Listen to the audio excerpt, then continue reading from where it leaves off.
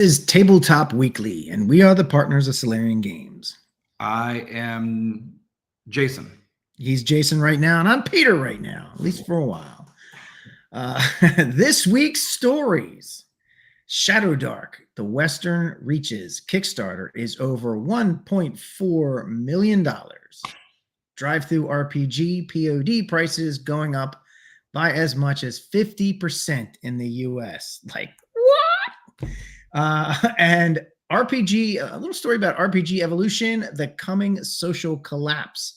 We'll probably spend a little time talking about that one because I got some thoughts on that. So, but first off, let's go here. Let's go there. Kelsey's killing it, man. What? This is insane. Yeah, I'm sorry. This is not even for a game system. This is for a, what is it even? 4 books in a setting? Well, hold on. There is the Game Master. Basically, it's sort of like a upgraded version 2, maybe sort of. I'll get into it. I got all the stuff here that comes with it. It comes with a lot of stuff. Okay, yeah. What do we get? So first of all, Shadowdark is fun. Shadowdark is cool. I've played it. I've played it with Kelsey. I get it, but whoa. I know, right? That's a lot of money. $1.478 million. But now before we get into the thing, we should be really clear. This is not making Kelsey a millionaire. This is going to be, this is the thing people always see when they see big Kickstarters. They're like, somebody's going to get away with the money. Not unless you're Ken Whitman. So if you actually fulfill your Kickstarter, which she really is doing, then most of that money is going to actually just making the thing happen. The amount, we saw a good marketing panel on just how much money you have to spend marketing something to raise that kind of money. So easily $150,000 went into marketing alone. Right. You know? Just marketing, just getting the word out. If she worked with BackerKit on this, they have a program where they will actually advance you the money if they think that your campaign is going to do gangbusters, which somebody probably did something like this. I don't think she's walking around with gold rings on and just throwing money left and right. So I think this bodes really well for Shadowdark and its ability as a business to maybe hire some people and do things. Nobody's becoming a millionaire off of this. No, and these are some premium. I mean, like some of these, the stuff in this is really premium. So let's go through it real quick. So it's the Kickstarter is The Western Reaches, which is another part of the landscape. They are an unexplored land of fragile civilizations, majestic landscapes, and forgotten horrors that lurk in the dark. So what you get a pair of guidebooks that combine and expand all of the Cursed Scroll zines, 1 to 6, into a giant regional setting. So I didn't even know this was a thing, but apparently they have zines. They have like 6 zines that have come out. Called the Cursed Scrolls. So what they've done is they're taking all the stuff from those, all the monsters and lands and just all that stuff, and then some, and then like combining it into these 2 books. And then of course, I think, let me see, it says here that each book is about 200 pages. They're digest-sized, black hardcover, like the original. With a black ribbon bookmark. Smythe soon. I don't know what the hell that means. What? Who? What? Smythe. SMYTH soon. I guess it's Smith sewn. Oh, Smith sewn. Okay. We're talking about the way that it's bound. Okay. It's a type of binding that's very nice. And it has lay flat binding. So right there, she is delivering an extremely quality product, and that costs money. So again, going back to this, 1.5 million, it's like, well, yeah, that's great, but I guarantee you 70% or so, maybe not that much, but it's going to be a good chunk going into production. Okay, well, let's come back to that because I actually want to think a little bit about what's in here. By the way, if my voice is booming and weird today, it's because I'm pulling an all-nighter at work. And so I don't have my microphone with me. So sorry, anybody, if you're just getting me in a church. Right. But yeah, let's go through what's in here. But let's actually dig into what it really takes to make this. Should we do it now, or should we wait till you go through the rest of the stuff? Let me go through the rest of the stuff to get an idea of what all's going in here, and then we'll talk about what goes into making something like that. All right, so there's the players. So we already talked about okay, no, we haven't. Okay, so there's the player's guide, and it has every official character option for Shadowdark, released outside of the core book, as well as a bunch of brand new material with 18 character classes, 8 ancestries. I don't know what that means, but apparently that's a thing. There's lore, religious tenets, holy symbols for each of the 9 major gods. There's new secrets and backgrounds tables for characters from the Western Reaches, new adventuring factions. And then you have the Game Master's Guide, which has a complete map of the Western Reaches that incorporates the Cursed Scrolls again, 16 regions, hex crawl with 250 plus key locations, all the monsters plus new monsters, and a new adventure to kick off the characters' explorations. But wait, there's more. There's also hex crawls, mini adventures, full-sized adventures, even in other new classes. And then if you go for the big premium deal, there is a premium slipcase set which has six books, 8 books, 6 books.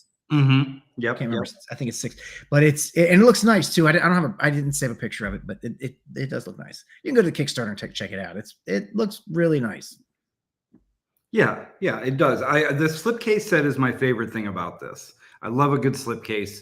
I'm trying to look right now at all the things that are in here.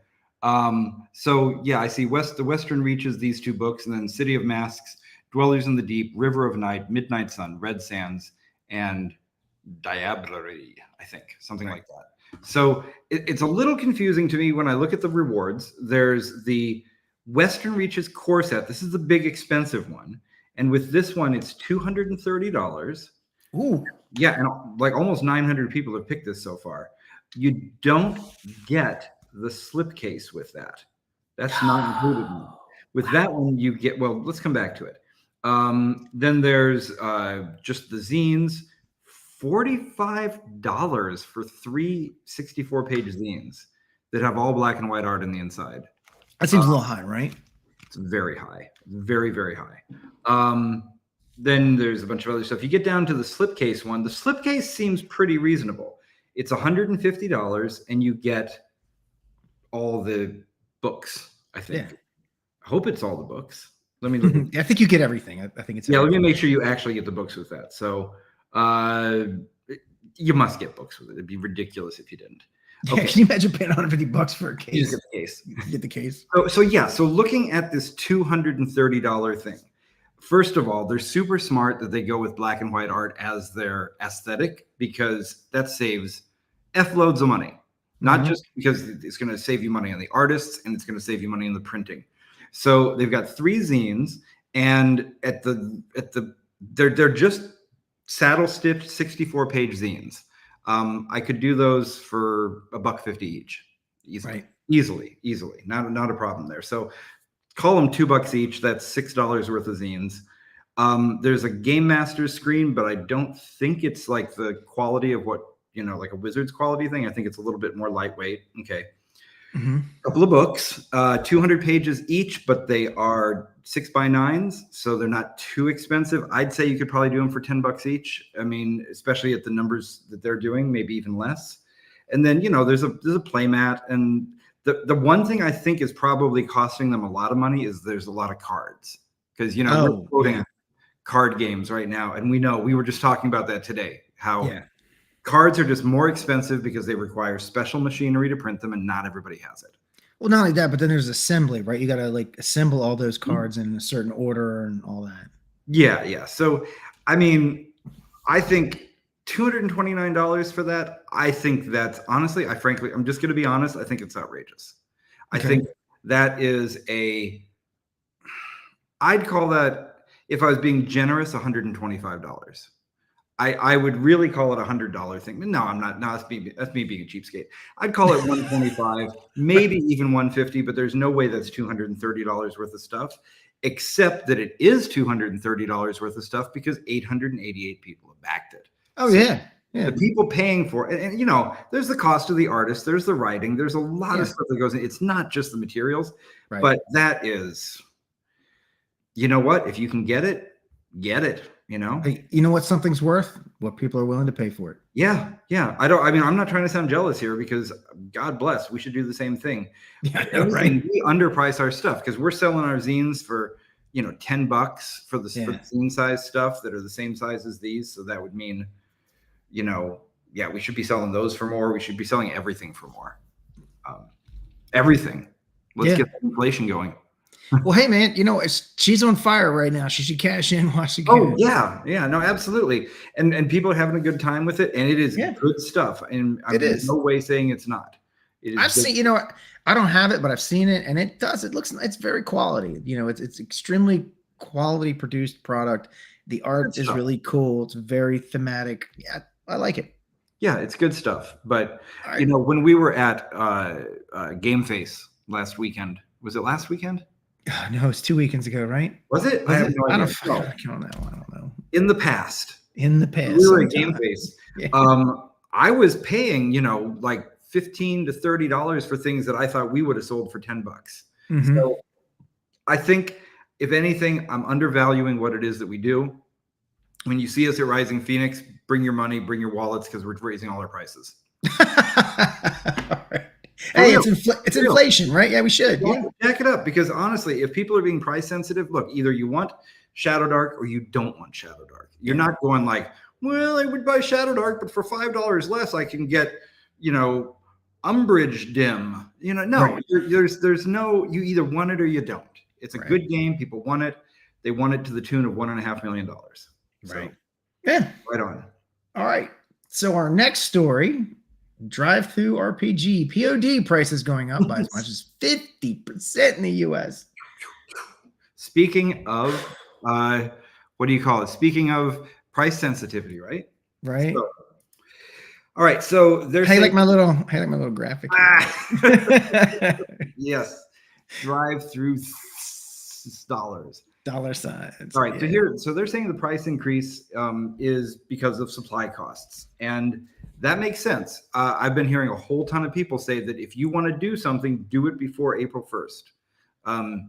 We stopped in to look at the new Volkswagen microbus, the electric microbus, not because I want one, just because I wanted to see what it looked like. It's stupid. It's stupid. Okay. But it's okay, but it's $85,000 for something where the seats don't even fold flat. Oh. Yeah.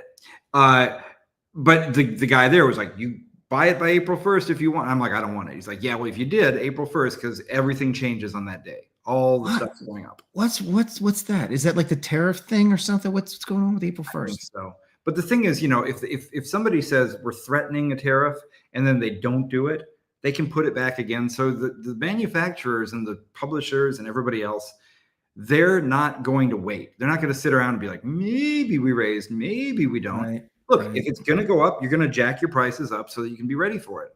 Mm-hmm. And even the people who make stuff in the United States are still raising their prices to go along, because they're like, hey, if those guys are charging more, we might as well do it too and get some extra cash. Mm-hmm. So they're saying that black and white hardcover books will go up from 20 to 50% in the US, depending on the size of the book. Only 3% in the UK because they don't have tariffs. Soft cover books will see an even greater increase. Standard color books are not going up as much, only about 12 or 13%. Right. And then, hey, here's good news. Premium color books will decrease slightly in the US for, I don't know why. So that's good. But yeah, I don't know. Have you ever bought print on demand from DriveThruRPG? I haven't, but I have heard that people do like them. I mean, I never bought one, but my buddy gave me one that he had printed there, and it was all right. It was decent. It was in the book. Yeah, I mean, I haven't bought one recently. I get why people buy them, because you want to have a book, put it on the table, right? And not everything that they have, a lot of self-publishers and independent publishers are not going to go out and get a print run done. So that makes sense. The one thing I remember buying from them was I bought the rules cyclopedia, from the old D&D basic set.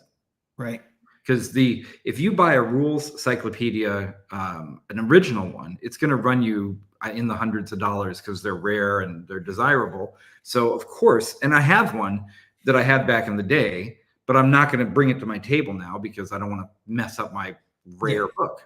So I bought the print on demand one. It was horrible. I mean, it's playable. It's fine. I can use it at the table, but I do not, it's not even on my bookshelf. It's in a drawer because I'm embarrassed to look at it. Well, here's, I think a big part of that, why it would be happening here and not the UK. We get a lot of lumber from Canada. Yeah. So I think that's why it's hitting the books really hard. Yeah, paper is the price of paper is going to go through the roof. Because paper is volatile anyways. We deal with that all the time. Yeah. And so now it's just going to be even more so. Right. But here's an example. So if you take a 100-page black and white hardcover, it will increase from $860 to $1114. That's it's a lot. Yeah. A 300-page book would go from $1308 to $1904. Now that's for black and white. Mm-hmm. Color. Oh, I'm sorry. Black and white hardcover. Yeah. Okay. 100-page black and white soft cover. What am I saying? Oh, right. That was those were both hardcovers. My bad. Those are hard then covers. we go to soft covers.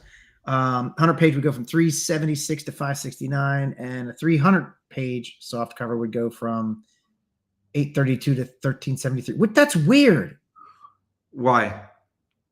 Well, oh no, it's not. I was looking at the wrong number. No, my bad. Well, I mean, No, they're all jacking up in some Yeah. amount. You know, That makes sense. So I don't know. It will be really interesting to see what this does to sales.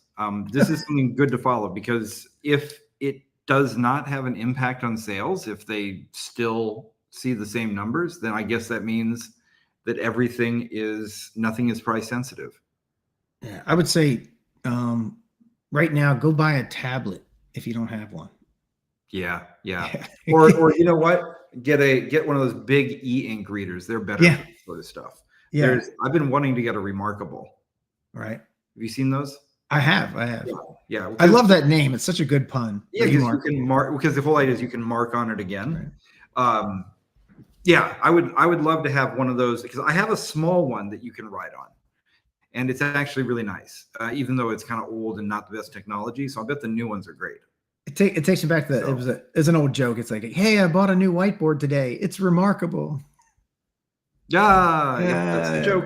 Yeah, that's the joke. But yeah, right. I think that's the way to go. If you want to save some money, spend about $600 on a tablet.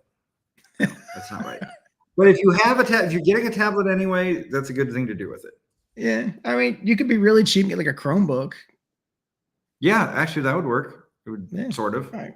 Ish. All right, let's go to the last story. Jason's got a lot of work to do. He says pulling an all-nighter. He took a break to talk to you all. So let's get through this. This is the one that really interests me a lot. Yeah. I've had, and I'll tell you why, because this is geared towards gamers and stuff, but some of the solution and where this is going. I have a lot of writer friends. I used to go to Balticon all the time, and there's a lot of science fiction writers together, especially indie fiction, science fiction writers.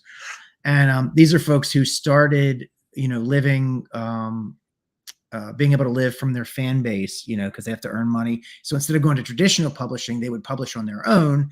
And then if they built a certain fan base, there was a certain point where they could quit their job and do that for a living, but they needed kind of a certain number of a fan base. This is what this is going to get into. So it's the RPG Revolution, the Coming of the Social Collapse. So this is all based on a State of Create report that was published by ConvertKit, which examines I don't know either, but it's something that examines the creator economy. So apparently it's some group that watches trends and see where things are going and just kind of keeps an eye on what it takes to be a creator. And their report said that major social media platforms face a lot of instability. There's infighting, and it's like fighting between platforms. I mean, so let's break that down at the beginning, what they're saying there. So what they're basically saying is that we don't know what the social media landscape is going to look like in the near future, because Twitter has kind of crapped the bed. Like it's become some weird political site, and TikTok was banned, and then it's not banned, and then its future is uncertain. Facebook has turned into advertising for your grandma. Right. Instagram, all these others, it's really unclear where they're going to be. Like, which one's going to win? do people want to stay? Do people want to leave? Reddit is having a big migration of people heading out. Now Dig is coming back. It's total chaos. So what they're saying is you got to have some sort of stability in the future, because you cannot count on these platforms being there to support you. At least if you've built a strategy around a specific platform, it could all get upended tomorrow. Right. And a lot of people and it's worked for a lot of people. It's been great, up until now. But what they're saying is that stop counting on this. Like, if that is your business model, stop, go another direction, because this is it's not stable. Your company could go out of business if you put too much into this. Yeah. They're not saying social media is going to go away. It's not. No. Everybody's going to continue to communicate online. They're just saying nobody knows what it's going to look like. Right. And if your business depends on it, it's not a place to, it's like, oh yeah. I mean, I worked for a lot of years on Madison Avenue, and we had these big corporate clients, just as Twitter was coming onto the scene and Instagram and everything else, that were trying to build these strategies, and we'd build a strategy for them. And then out of the blue, they would just change something because they felt like it. And now suddenly we all had to just hustle and change everything in the strategy. Yeah. Every time you figure out the algorithm, they change it up on you. Yeah. All right. Then we've got, advertisers. So we've had experience with advertising on these social media platforms, and it's a friggin' nightmare. Yeah. And then, pushing, what they're saying is they want to, that what we need to do, or what this is doing, is pushing creators to direct to fan revenue. So instead of going through a store, going through a publisher, going through social media, it's, hi, Jason, would you like to buy this thing from me? Yeah. Right. Which is cool. You know what's really awesome about that is going back to the 1960s or whatever, right? Back when we used to have stores, and you would go to the friggin' store and buy your stuff. Yeah. You know what I mean? Anyway, you could have mom and pop, maybe we're getting back to mom and pop gaming, a little bit. Yeah. But, direct to fan models, the other thing, I don't know how much they're talking about it, but for us, email is still the number one way to talk to people. Yeah. Because if we email somebody, they've asked to be on the list, because we don't send emails out if people don't sign up. And there is a clear call to action. You do the thing, or you read the thing. You're not surrounded by a bunch of other conversations and everything else while you're looking at it. Right.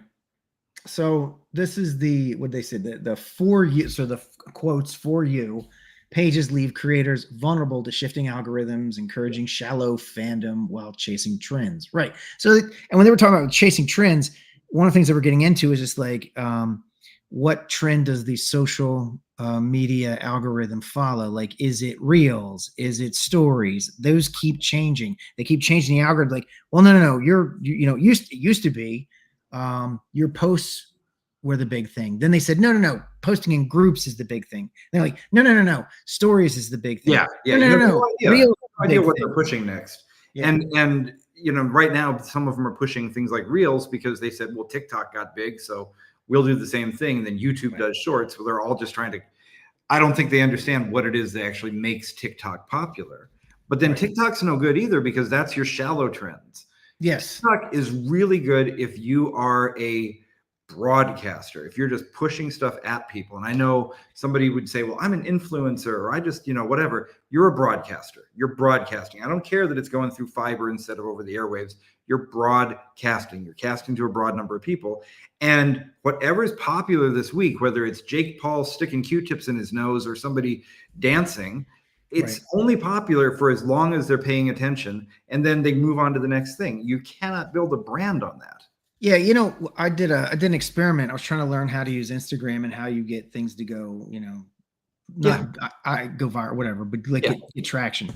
And one of the things I found out, and it was weird to me at the time, but I get it.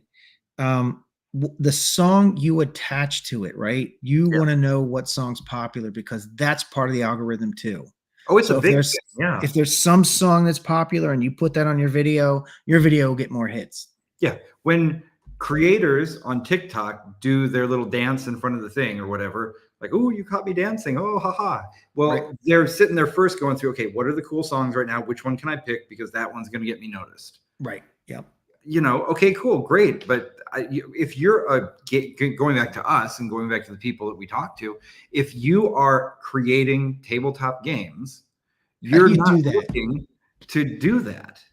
How do you do that? Right. Yeah. You're not looking to put like the latest song over your orcs. But that's no way to build a community, because the other problem with TikTok is that nobody's talking to each other on it. Right. They're just watching somebody entertain them. So on Instagram, people actually communicate back and forth. You go on any of the social media, they do that more, not TikTok. Right. So you have to, like you were saying here, you've got to have a direct model like Patreon, where you're actually saying, give me $1, let's talk. Yeah. Yeah. I guess in that way, it's kind of our OnlyFans. Yeah, kind of. That's fine. I'm good with that. So then it goes on to talk about the 1,000 fan theory. And this is what really intrigued me, because I've heard this 1,000 fan theory before from my writer friends. So there's this writer, Scott Sigler, that I love. And he used to work a job and do his writing thing, and he was killing himself because he was really trying to get his writing thing to be the thing he does. And he was touring. He would like put a book out, and he even started like putting his own books out and then like touring around and getting them in the bookstores. And he would literally go from city to city. Like we would go meet up. He'd do a reading at a bookstore, and then we'd all go hang out in the bar. It was really cool, but it was killing him. But what he said was, and it was totally true, because now he does that, and a bunch of other artists I know do that too. You need 1,000 loyal super fans. If you have 1,000 super fans, that literally will buy anything you put out. Yeah. Right. I'm going to put this thing out. I'm going to sell 1,000 of them. I just know I will. And then if you have 1,000 super fans, you're going to have 9,000 fans that are not super fans. They'll buy some things and some things they won't, or whatever. Yeah. So that gives you basically, and these are not exact numbers, obviously. No, but it's a rule of thumb. It's a rule of thumb that if you have 1,000 super fans, 10,000 fans, you can do it as a business, and you don't need to do anything. Like, you don't need to sell anywhere else or do anything else. If you can secure that, however you secure that, that's enough to run a business. Yeah, I heard that a lot in the webcomics world. I've heard that in even the startup world. So I think that makes a ton of sense. And the nice thing is, then you can focus on a community of 1,000 people. You can listen to what they actually want. You can give them things that they're looking for. Like we don't have 1,000 super fans, but I would say we have a small core of, I don't want to say super fans, because it makes it sound like there's some kind of disparity there, because it's really, it's really more like a community, right? It's other gamers who like the games we make and are into them, right? And that's really cool that we have that core group. And somebody today who I hadn't talked to before dropped me a message kind of out of the blue, and they're like, are you the guy doing the top secret? Yeah. Well, I downloaded your quick start guide, and I have some thoughts on the game that I just ran. Can I tell you? Yeah, that's awesome. Yeah. I was able to have a quick back and forth. The community is small enough that if somebody does that, I can take the time and learn from them. And then that small group goes out and tells their friends or tells other people, hey, play this game with me. And that's good. That's a really good setup. Right. And it's better for us because, like, we do this because we want to entertain people. Like, I want people to have fun. I want people to play games and have fun, Yeah. So this way it's deeper. It's not as shallow. So I like that. So so they go on to say that, platforms like Patreon, like we spoke of already, enable in-depth engagement, exclusive content, and play testing, fostering a strong community. Yeah. So that's really good. And then, they're saying that creators need to embrace a direct to fan model. Like the Kickstarter's a good way to do it too. That's pretty much the same thing. I mean, that's Patreon. The thing with Kickstarter is most of people who are doing Kickstarter, including us, we don't necessarily need to go there to get the funding to do the thing. We're not doing such big projects.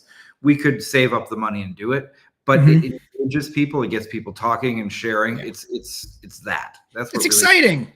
It is exciting. Yeah. You want to be the first one to get the Kickstarter. And they also talk about things like forums, Discord, and events. Yeah.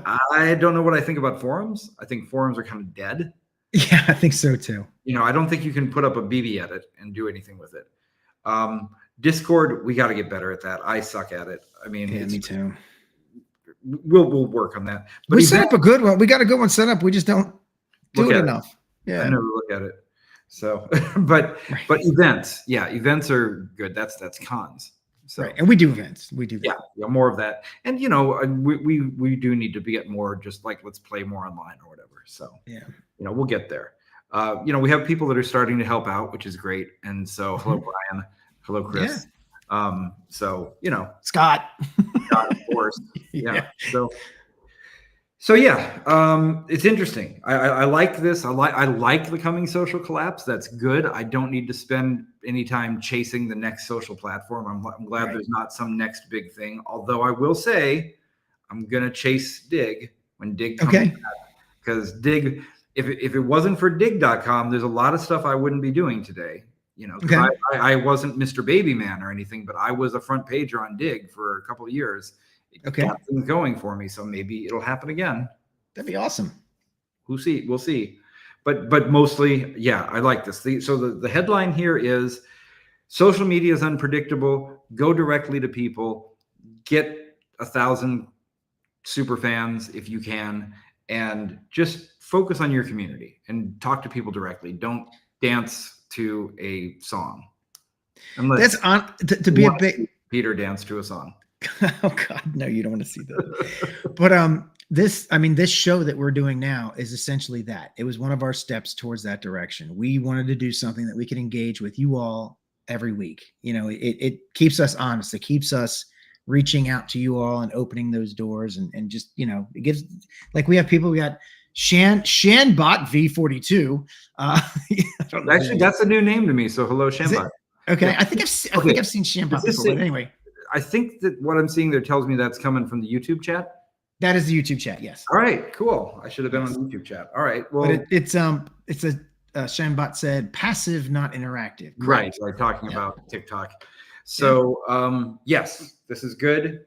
Those are our stories. We're done. We did our stories. Thank you for being here. Yes. And Jason has work to do, so we're going to let him go. You can't see, but I got index cards all over the place, and I'm sweating it out, and maybe sitting here writing till 3 a.m. or something. So we'll see you all next week. And if anybody's got any stories they want us to cover, send them in and let us know. Yeah, make sure you like, subscribe, all that stuff. It helps. But yeah, if you have anything you want us to talk about, I mean, it doesn't have to be stories. It can be a subject matter based upon game, but it really should be tabletop related. It's got to be tabletop, but make it something interesting. Let us know what you want us to talk about, and we'll talk about it. Absolutely. All right, everyone. Talk to you later.